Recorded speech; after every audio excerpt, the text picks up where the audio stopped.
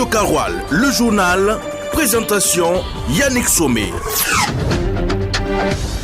Dépôt de gerbe sur la tombe du soldat inconnu. Le capitaine Ibrahim Traoré a assisté à la 80e commémoration de la victoire russe sur les nazis allemands. En prélude de la journée internationale des archives le 9 juin, un colloque pour montrer l'importance des archives dans la société a été organisé. Les dernières journées du Faso Foot Ligue 1 Burkina s'annoncent palpitantes. Raïmo FC à un point du sacre et les relégables ne sont pas encore déterminés. Merci de nous choisir pour vous informer à chaque instant. Bonsoir et bienvenue. Et nous ouvrons ce journal du soir par cette information. Le ministère de l'enseignement de base, de l'alphabétisation et la promotion des langues nationales avec la collaboration technique et financière de la société minière Ayamgol et Sakana SA a présenté hier 8 mai 2025 à Ouagadougou une nouvelle application intitulée Inomad. Cette application d'apprentissage intégrée dans des tablettes numériques permet l'apprentissage des langues locales. Découvrons cette application avec Fatmata Tikou. Destinée à favoriser l'apprentissage de la lecture et de l'écriture en 4 langues nationales, à savoir le moré, le djoula, le fulfulde et le gourmansema, e-nomade est une solution pour avoir accès à l'éducation en situation de crise. Elle est conçue aussi bien pour les enfants que pour les adultes. Après la remise symbolique de ces tablettes intégrant l'application, ce sont par la suite 200 kits physiques composés de tablettes et de chargeurs solaires qui seront distribués le 12 mai à Dori, suivi du déploiement sur les sites d'apprentissage. Dans son discours, la directrice des affaires corporatives d'Ayamgold et Sakan SA, Blandine Kabore, a indiqué que cette initiative en phase pilote est portée par Ayamgold et Sakan SA en partenariat avec Open Education et est destinée à accompagner et à développer le capital humain du Burkina Faso. Et l'accompagnement de Ayamgol et Sakana SA est reconnu par l'INAM à l'occasion de la cérémonie de sortie de ces deux promotions 2021-2023 et 2022-2024 ce 9 mai.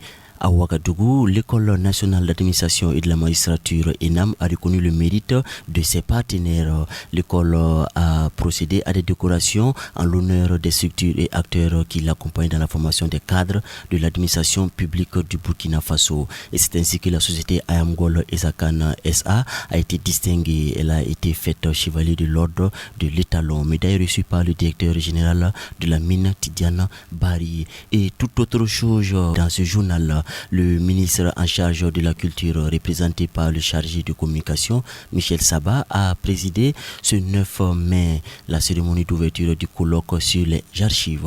Le présent colloque a été organisé dans le cadre de la 3e édition du mois du patrimoine burkinabé, dont le thème est patrimoine culturel et développement économique. Il connaît plusieurs communications, dont une sur le rôle et l'importance des archives dans l'administration. Développement avec Ismaël Konfé. Les archives ne sont pas de simples vestiges du passé. Elles sont des piliers vivants de notre histoire commune, des outils indispensables pour comprendre le présent et construire l'avenir. Ces propos tenus par la chargée de mission du ministère en charge de la communication, Michel Saba, illustrent toute la place et l'importance des archives dans le processus de la construction de la mémoire collective, d'où la tenue de ce colloque. À cette occasion, plusieurs communications sont au programme. La première communication portera sur le rôle et l'importance des archives dans l'administration et la seconde aura pour thème la gestion des archives dans un contexte de crise, cas de Burkina Faso. Notons que ce colloque se tient en marge de la journée internationale des archives qui a lieu chaque 9 juin. Rappelons que le Conseil international des archives, ICA, créé sous les auspices de l'Organisation des Nations Unies pour l'éducation, la science et la culture UNESCO, lors de son assemblée générale de novembre 2007, a officialisé la journée internationale des archives le 9 juin. Cette date s'imposait car c'est en effet le 9 juin 1948 que le Conseil international des archives a vu le jour.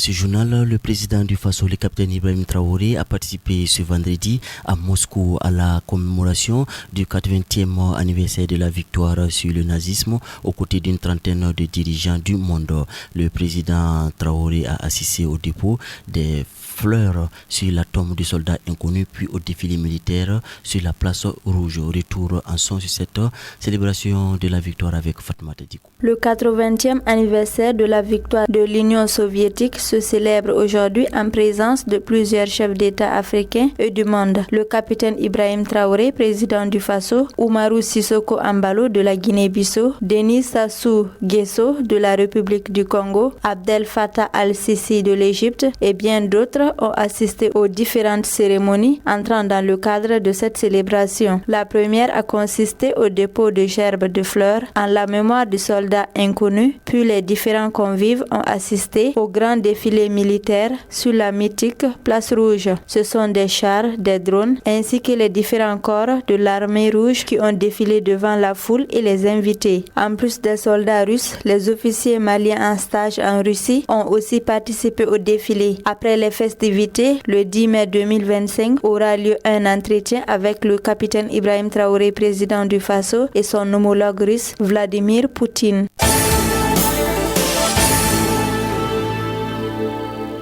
Direction à présent la Côte d'Ivoire où plus de 2000 chefs traditionnels issus des régions du Baoulé se sont réunis le mercredi 7 mai à Yamoussoukro pour exprimer leur position suite à la radiation du Tidiane Thiam de la liste électorale. Ces chefs traditionnels ont fermement condamné l'acte de radiation. L'essentiel de cette rencontre avec Aruna Maïga. Organisé à l'initiative de Yao Lazare, président de l'association des élus et cadres du Parti démocratique de la Côte d'Ivoire, PDCI-RDA du Grand Centre, cette rencontre a rassemblé les autorités coutumières Akwe et Nanafoué autour d'un message de soutien à Tidiane Thiam, désigné candidat du PDCI à la présidentielle d'octobre 2025. Prenant la parole au nom de la CFRI, Nguessan Kona a exprimé son désaccord face à la décision de la justice ivoirienne. Cette décision est une insulte à notre mémoire collective, a-t-il déclaré, estimant que remettre en cause la nationalité de Tidiane Thiam revient à s'attaquer à l'identité même du peuple akoué. La CFRI a réaffirmé son attachement au candidat du PDCI tout en appelant au respect de ses droits civiques et politiques. Nous ne pouvons pas accepter son exclusion, pas plus que celle d'aucun autre Ivoirien, a ajouté Nana Kwame Kona Zaka au nom des chefs de la zone d'influence Baoulé. Pour rappel, le 20 avril dernier, la justice ivoirienne a ordonné la radiation de Tidiane Thiam de la liste électorale, estimant qu'il avait perdu la nationalité ivoirienne au moment de son inscription. En réaction, le principal concerné a qualifié la décision de inique, injustice, injustifiée et incompréhensible. Il a par ailleurs réaffirmé sa détermination à maintenir sa candidature, déclarant qu'il n'y aura pas de plan B. Foot, basket, handball, judo, cyclisme, le sport.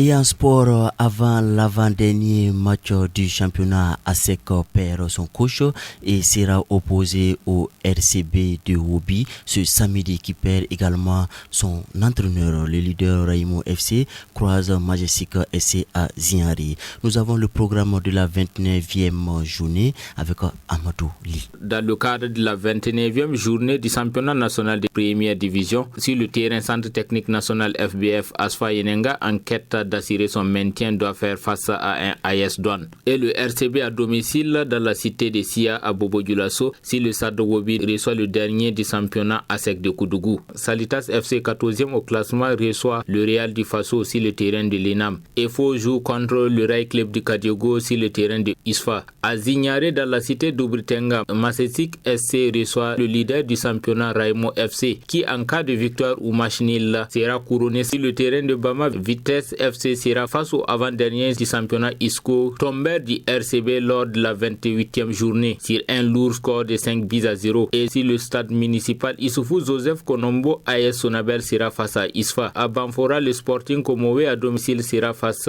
aux fonctionnaires de Bobo Dioulasso. Toutes ces rencontres sont à suivre le samedi 10 mai 2025 sur le cap de 16h00. Radio Karoual, le journal. Présentation Yannick Sommet. Et c'est tout pour ce vendredi soir. Merci à vous de l'avoir suivi. Alexis Palais était à la manipulation technique. Merci à l'équipe de la rédaction pour tous ces efforts au quotidien. Méditons avec cette citation et je la cite. L'âge n'est rien d'autre que ce que vous pensez. Vous êtes aussi vieux que vous estimez l'être. Bonne méditation et bonsoir chez vous.